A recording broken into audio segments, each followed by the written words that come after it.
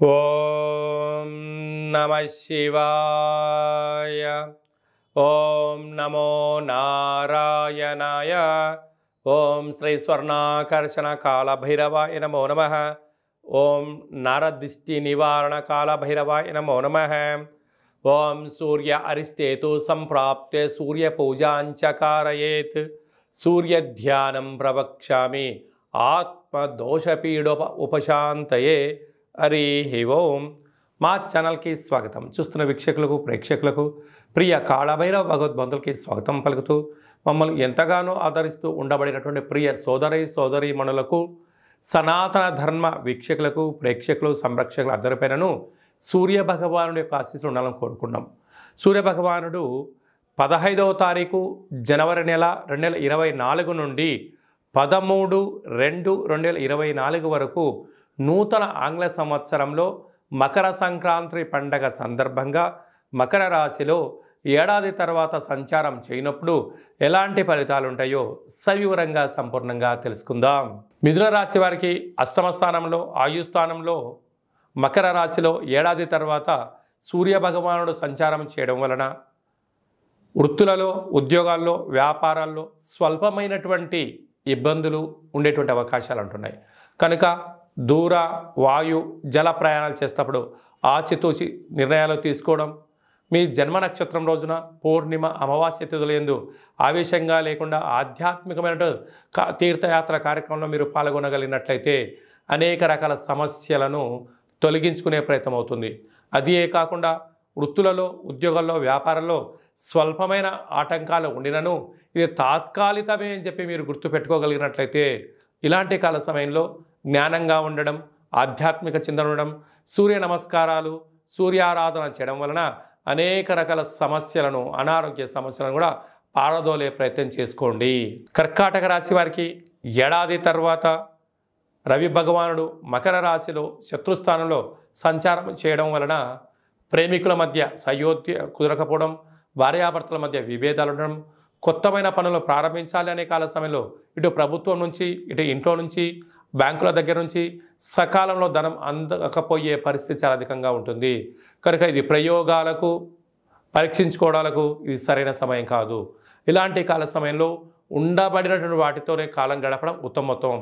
లేదు కొంతకాలం ఎలాంటి ప్రయత్నాలు చేయకుండా మౌనంగా ఉన్నట్లయితే కేవలం సమయం మాత్రమే వృధా అవుతుంది. సమయం వృధా అవుతుంది కదని చెప్పి ఆవేశపడ్డారా ధనం వెళ్తుంది, స్థిర చరాస్తులు వెళ్ళిపోతాయి, రాబోయే కాలం గడ్డు కాలం అవుతుందని చెప్పి గుర్తుపెట్టుకోగలగాలి. కన్యరాశి వారికి ఏడాది తర్వాత మకర రాశిలో రవి భగవానుడు సంతాన స్థానంలో సంచారం చేయడం వలన నూతనంగా వివాహమైన వారికి పుత్రిక సంతాన యోగం కలగబోతుంది. కాకపోతే వారి యొక్క ఆరోగ్య పరిస్థితి అంతగా అనుకూలించలేదు. చిన్నపిల్లలకు సీజన్లుగా వచ్చే వ్యాధులు అధికంగా పొంచి ఉన్నాయి.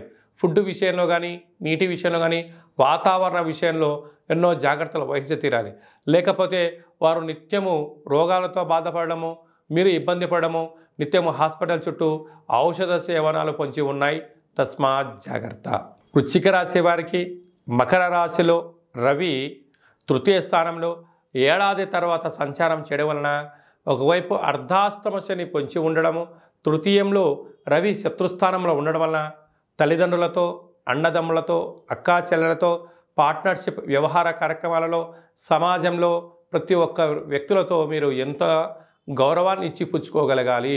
లేకపోతే మానవ సంబంధాలు ఆర్థిక సంబంధాలు నేర సంబంధాలు జీవితాన్ని చిన్నాభిన్నం చేసే పరిస్థితి చాలా అధికంగా ఉంటుంది.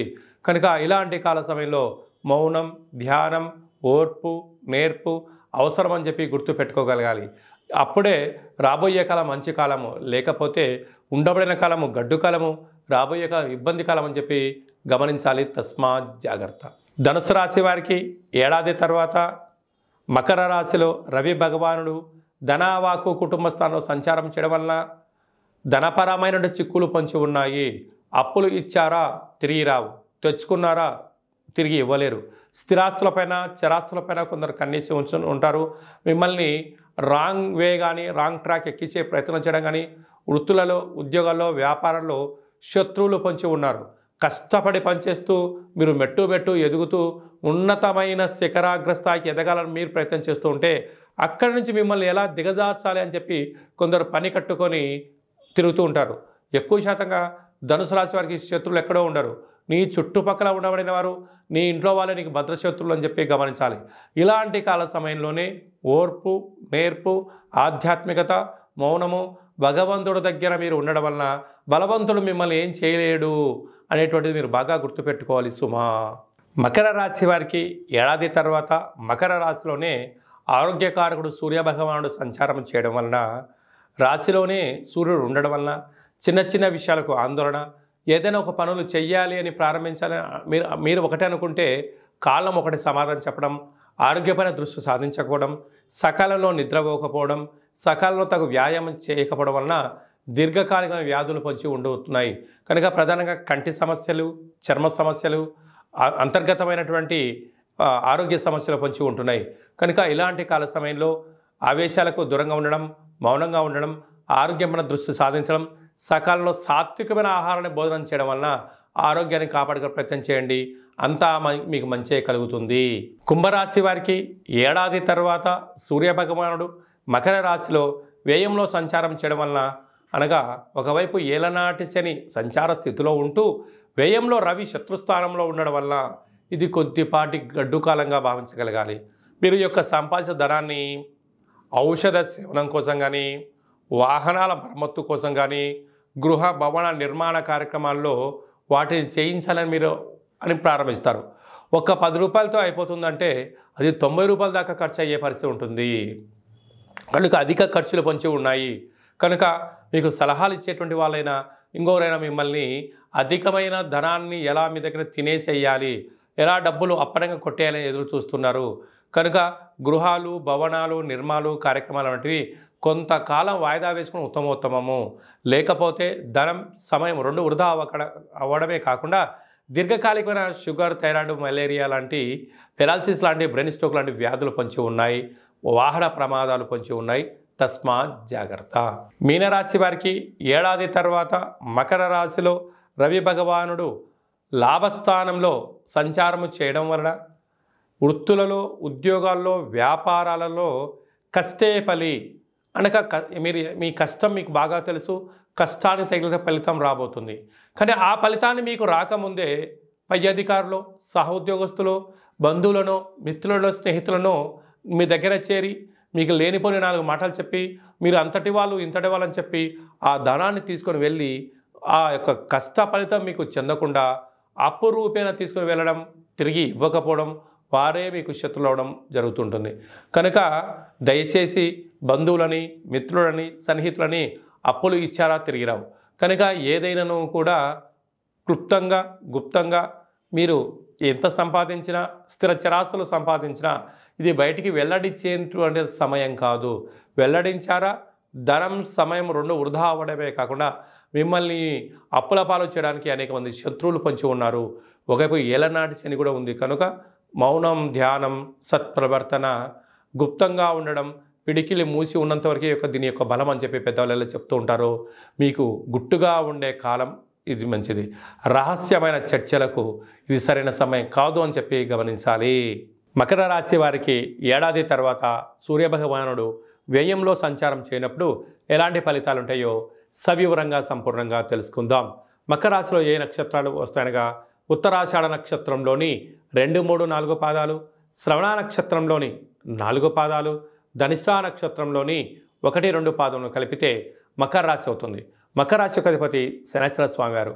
వీరికి ఒకవైపు ఏళ్ళనాటి శని చివరార్ధ సంచార స్థితిలో జరుగుతుంది కనుక వ్యయంలో ఆరోగ్యకారకుడు ఏడాది తర్వాత సంచారం చేస్తున్నారు కనుక ఇలాంటి కాల సమయంలో మౌనం, ధ్యానం, ప్రశాంతత, ఆరోగ్యకరమైనటువంటి ఆహ్లాదకర వాతావరణంలో ఉండడము చాలా మంచిది.